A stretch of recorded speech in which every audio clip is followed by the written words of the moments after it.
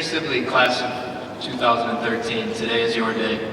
This place, these people, those diplomas, everything here is about you. We're here today to recognize the completion of one journey and to send you out into the world beyond Sibley on another. In just a short while, you'll throw your hats into the air, be congratulated many times, have countless pictures taken, and be enveloped into what will at times feel like an uncertain whirlwind of events. Before all that happens, though, and you depart from this place on your separate journeys, I'd like to tell you about mine. In 1996, when I graduated from Sibley, I sat where you're sitting today, and I listened to a teacher speak who I deeply respected. But if asked today to tell you what he spoke about, I couldn't. However, while I've forgotten the words to that commencement speech, I've never lost the feeling that it gave me. I felt hope, optimism, and a sense that I could make a difference. My goal today is to leave you with that same feeling, and I'm going to do it by telling you one story, my story. I grew up and went to school in District 197. My parents, who are here tonight, still live in the same house that I grew up in. After high school, I went to college, then on to graduate school. I was unemployed for a while, I worked for a while, I was unemployed for a while. I then eventually ended up getting a teaching degree in mathematics. In the middle of all this, I fell in love with and married a wonderful woman who's also here tonight. And with her, I went to live in Washington, D.C., where I taught for 2 years. When we moved back to Minnesota 7 years ago, I ended up getting a job at the high school I graduated from, and I've been a teacher and coach at Sibley ever since. But I'm getting a little ahead of myself. I want to take you back to the year that most all of you were born, which was my junior year at Sibley. It was the 1994-95 school year, and Sibley had recently scored 2 computers that were soon to be hooked up to this amazing new invention called the internet. Well, that process took the better part of the next 2 years, and I never actually used the internet excuse me, still growing. I never used the internet at Sibley. It was progress, and life was starting to move at a much faster speed. I'd recently made the switch from cassette tapes to CDs, and my family had purchased a cordless phone that you could walk anywhere you wanted in the house and talk on. Life was starting to change so much, so fast, and everything I knew was soon to become very different. So, I sat where you're sitting in '96. I listened to a faculty speaker just like you are now. I then received my diploma, I shifted my tassel, and it's left to right, if any of you are still wondering. I made it back to my seat without tripping, and I went to the all-night party. However, while my graduation was similar to the one you're a part of today, it was a very different time. My parents were there then too, much like yours are tonight, and they took pictures, but it was on film camera, not digital, so it wouldn't get posted anywhere. Many of the kids I graduated with would lose connection quickly, as none of us had cell phones, no one knew what a text message was, and we all had yet to send our first emails. It was kind of liberating to walk out of the all-night party and feel free of everything. Your situation's a little bit different with a bit more responsibility. I mean, I didn't have to worry about my Facebook friend count, scheme my next Snapchat, hashtag my daily tweet, take a selfie for my profile pic, or figure out where to get that YOLO tattoo. School board members know what I'm talking about. So, while your background's a little different from mine, we do have some things in common beyond just graduating from the same high school. Just like you're doing today, I was turning a page on a new chapter in my life, and no matter where that next chapter takes each of you, I want to assure you right now that it's blank. I say that because for the first 18 to 22 years of my life, everything felt very scripted. Sure, I had choices, but choosing between what sports to play, classes to take, and whether to bring my own lunch or wait in line at Taco Bar are about as exotic as it got. After graduation, life was no longer very scripted, but no one had told me that, or if they had, I didn't listen. It's what I'm hoping I can get you to do tonight, to listen.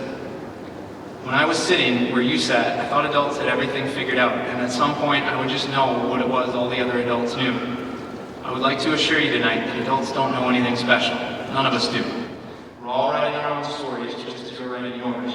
We're all uncertain, we all get scared.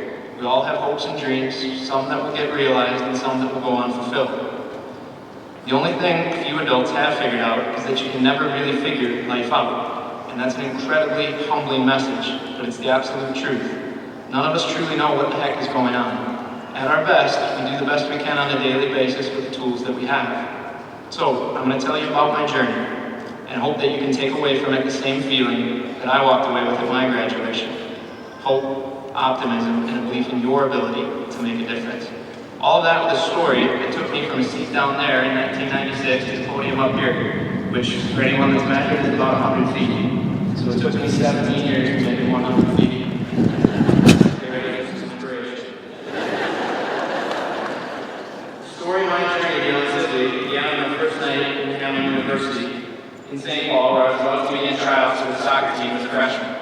The dining hall was closed and my roommate was gone. And in fact, every student athlete on the entire floor of my dorm was gone because their teams were having team dinners. My soccer team wasn't, so I unwrapped the foil from a homemade blueberry muffin that my mom had packed for me that morning, and I started to cry. It was such a sad little dinner, me alone in that dimly lit dorm room crying into my blueberry muffin the first night of college. Looking back, I shouldn't have been so sad or worried. I had a tremendous experience for all 4 years at Hamlin. I met new, and thus far, lifelong friends. I tried out new subject areas, fell in love with a new sport, met my future wife, and in truth was really about 20 minutes from the front door of my house on Chippewa Avenue. But in that instant, at that moment, there was no way to look forward and know all that stuff. I was scared and I felt alone, and I'm not afraid to admit to you that I cried. It just begun to dawn on me with all this new freedom, I was going to be making a lot tougher decisions than Taco Bar. Over the course of my 4 years at Hamlin, I changed my major on 5 separate occasions, and I ended up earning a diploma that for all practical purposes I've not used for about the last decade. I'm not sure how I ended up majoring in economics, other than I kind of liked the classes, I was relatively good at them. So there I was in May of 2000, being freed from Hamlin, much like I'd been freed from Sibley in 1996, with a piece of paper that had a bunch of Latin words on it, and with a major in discipline I was soon to find out wasn't for me. After graduating from college, I went to graduate school, mainly because school was something I knew how to do, so I figured I'd just keep doing it. I put little thought into why I was doing it, or if I even wanted to. That pretty quickly caught up with me in my first semester at the University of Virginia, where I was enrolled as a PhD student studying economics. I went through the motions of going to class each day, and every day those motions got harder and harder. I had no idea why I was there, and as that semester wore on, I didn't know what I wanted to do, but I knew that wasn't it. So I called it quits, and I made the drive back to Minnesota. It was the first time I'd ever stopped something to start another. When I got back to Minnesota, I eventually took a job doing financial analysis at an insurance company. It was good work, I was paid incredibly well. I really liked the people I worked with, but I still felt unfulfilled. As the days again became an act of going through the motions, I started to lose hope. For someone who'd spent the first 22 years of his life pretty sure where he was going, I suddenly was without direction or purpose. The one bright spot in my days where I felt like I mattered, where I felt like I was making a difference, was my coaching.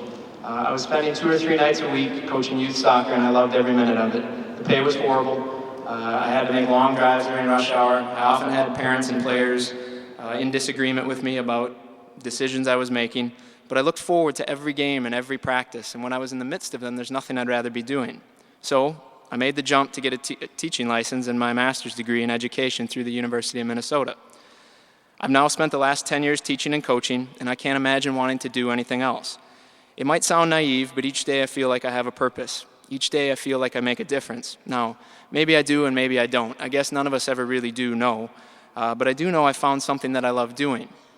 It doesn't mean that I found something that's easy. In fact, just like when I was coaching soccer, there are still parents and some students that don't always see eye to eye with me. There are difficult days, sometimes difficult weeks, and some classes seem to go a lot better than others. In short, it can be a very difficult and frustrating job. But the rewards that come with it are like none I've ever experienced before. Knowing that somehow, in some small way, I may have had an impact on someone's life is priceless. So here I am, teaching at my old high school, standing in the same auditorium I sat in when I graduated, trying to impart a message to a group of people who are similar to me in some ways, but in others very different. And this is the part I really need you to listen. The path to where I'm now standing has been a winding one. I departed from the same place that each of you is going to depart from tonight. And like each of you will soon find with your own lives, the journey that carried me these 100 feet did not always involve me walking in a straight line. Even though the distance from start to finish is not all that impressive, it was a long walk that at times seemed to veer way off course. Sometimes that veering seemed to be under my control, and at other times, it had a way of charting my course without me really knowing where it was going. There have been a lot of dead ends that resulted in me having to turn around and start over, but those wrong turns were every bit as valuable as the right ones. The easier path for me would have been to get a teaching license right away out of college and start my teaching and coaching career. Well, that probably would have been okay. I'm not sure I would have been the person I am today, and I'm not even sure I would have been ready. You see, it's the journey through life that defines us. It's what shapes us. It's what makes us unique. Very few, if any of you, will always make the best or most efficient decision. And many of you will always make the best or most efficient decision. And there is nothing wrong with that. I want to repeat that. There is nothing wrong with that. There will be times when you feel like you're veering off course or you've hit a dead end. This could be with education, a career, a relationship, or really any aspect of your life. Changing course will be difficult, at times perhaps even painful, but never lose sight of the importance of the journey. The end destination is worth all the frustration, all the uncertainty, all the tears, if when you find what it is you're looking for, you found something that means the world to you. And I want to be careful here. I'm not just talking about a job. I mean when you found a way to exist in the world that keeps you looking forward to each day. This involves your work, but also who you choose to spend your time with, your friends, your family, where you choose to live, really everything that you choose to do. Make a life that matters, and to do that, make a life that matters to others. This can be through your work or outside of it, or if you're lucky, both. Search out the things you're willing to sacrifice for, the things that challenge you to be a better person and are so worth it to find. Never doubt that they're there. Never doubt that you should keep searching until you find them, and never doubt that it is through them that you matter the most. Your words and your actions, both big and small, have an impact. You can make a difference in so many ways, but it's only when you find that thing that fires your soul, that thing you're willing to sacrifice for, that you start to see what you're doing matters. You'll probably never know the true impact of what you're doing, but never doubt that that impact is there. Have the courage to do what you feel is right, and that might mean having to stop one thing and start another, even if it feels like you're starting over. But never settle for anything. Make your own path, and no matter how winding that road becomes, know that it's your journey, it's your life, and there's no script other than the one you write. You have the freedom to be whoever you want to be, and that can be a scary thing. I wanted to include a quote tonight, and one of my favorite ones fits here, from a woman named Marianne Williams. Our deepest fear is not that we are inadequate.